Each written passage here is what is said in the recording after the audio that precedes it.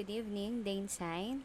Dane Sign is here today to give you an update on what's new in Adobe After Effects. So I have a sample footage here in my project panel. Let's bring it now. This candle footages in our timeline so that it can create its own composition. Then how are we going to activate the object matte tool?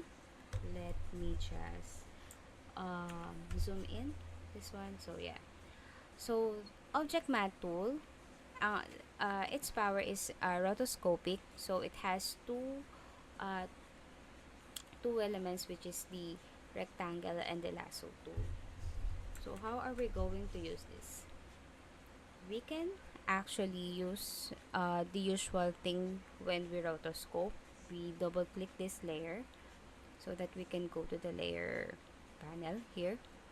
Then we can actually use any in here, since dito sa rectangle, if we use this rectangle and we hover it over this footages, you can see it already recognize what object we want to select. So we can actually click this, so you can see it already remove some of the unwanted elements. Now after we do that, don't forget to render this. Press space bars. Now after we do that, we can go to the object matte properties ng candle. Galaw-galawin lang yung properties nitong feather. Itong feather. Tingnan natin kung ano mangyayari sa edge niya. Ayan, medyo nag-i-smooth siya. Unlike if we go to the zero, medyo crisp yung ano niya eh. Diba? Ayan, nakikita nyo. Let's make it to 10 para mas makita nyo. Then the contrast, ayan, mas nagiging smooth pa siya. Shift edge, ooh, nag-expand siya. So let's minimize this. Reduce shutter, ayan, medyo konti lang. Ayan, so let me remove the zoom, ayan, and close this one, ayan, para hindi magulo. Ayan, so medyo okay naman siya. Yun nga lang kasi sa end ko, parang ayoko ng masyadong smooth masyado yung pagkaka-lining ko dito sa sa ang tawag dito sa candle. Tapos gusto ko yung dito sa mismong candle. Talagang ano siya, yung smooth lang. Talagang parang ano lang siya, yung may pagka blurry yung side niya. So how are we going to do that? Let's go to our project panel again and let's call candle, make drag it to the composition icon para makapag-create tayo ng another composition. Then let's duplicate this, make another duplication. Ayan, tapos i-rename lang natin to into fire and this into body. So kung nahuhulaan nyo kung ano na yung ginagawin ko, tama kayo dyan. We are going to separate these two items. We are going to mask mask dun sa isang body, tapos mask naman dun sa fire. Okay? So dito sa fire, double click ulit natin. Ayan, tapos dito tayo sa lasso. Bakit pa ako gumawa ng another composition para dito? It's to avoid confusion actually. Kasi nung ginawa ko kasi siya, na nag-ano ako, ang tawag dito, nag-duplicate ako inside doon sa ginawa kong dito sa rotoscope ko. Medyo nalito lang ako kasi nga, alam mo yun, tatlong layer na sila. So, gumawa na lang ako ng sarili kong another composition para di na magulo. Ayan. So, hide ko na lang muna tong body. Ayan. So, dito tayo sa fire. Ito muna. Tapos, make sure na yung inyong current time indicator is naka 00. Ayan. I-trace lang natin to. Kahit mag-outside, ano kayo, okay lang yan. Ayan. Kita nyo, diba? Sexy, okay lang yan. Ayan. Tapos, make sure, don't forget to render it. Ayan. I think okay siya sa unang rendering natin kasi nakaka-capture niya yung pinakagalaw ng fire. So, wala naman siya naiiwan. Diba? If we go in here, ayan, mukhang wala namang siya naiiwan. Okay, so let's move to the body. Okay.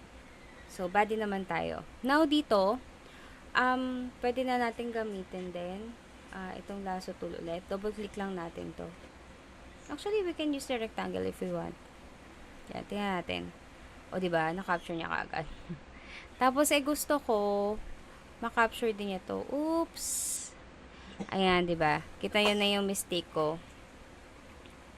Diba? Anyway, at least I go back.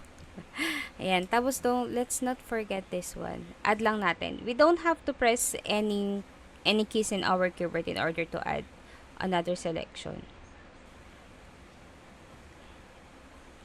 Ayan. Ngayon, if you're going to wonder, if walang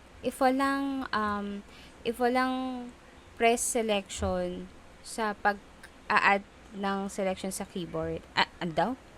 If walang, gulo ng inspiration ko dun if wala akong ipe-press na any keys on my keyboard para mag-add ng selection, paano naman yung yung subtract or pagbabawas?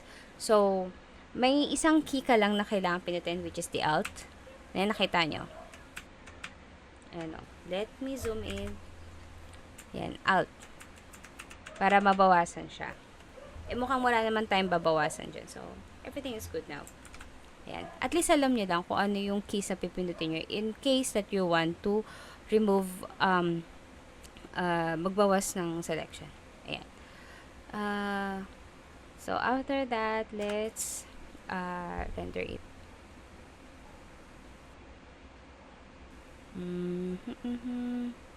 Ayan, mukhang nababasa naman niya. Oh, that's great. Ayan, mukhang okay din siya sa unang run natin. Okay, after that, ayan. Kita nyo na, let's close this na. Ayan, nakita nyo na gumawa na tayo ng dalawa.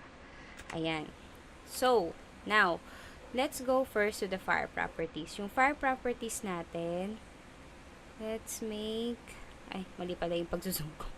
Hindi pala dapat yun. Ito. Ayan, ito dito. Yan na natin. Ayan. Yan yung mga gusto ko eh.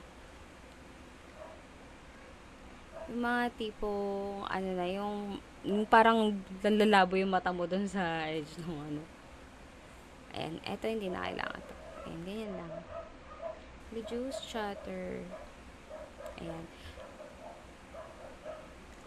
Ngayon, kung medyo, tingin nyo, medyo maano siya.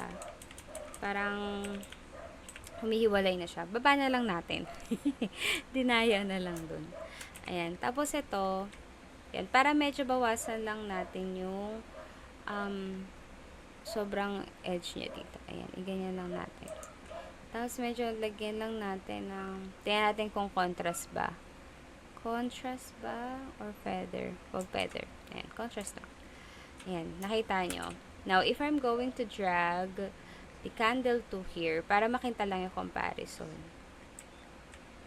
Ayan siya. Diba? Mas maayos to. Okay? Now, let's delete it.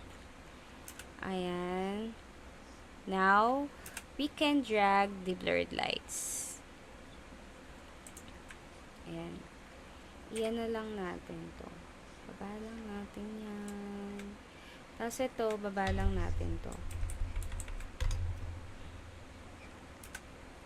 Then, there you have it. Okay. Ayan. Thank you for your time, guys. I hope this will help you on understanding how you can use the Object Matte tool. Okay, bye-bye!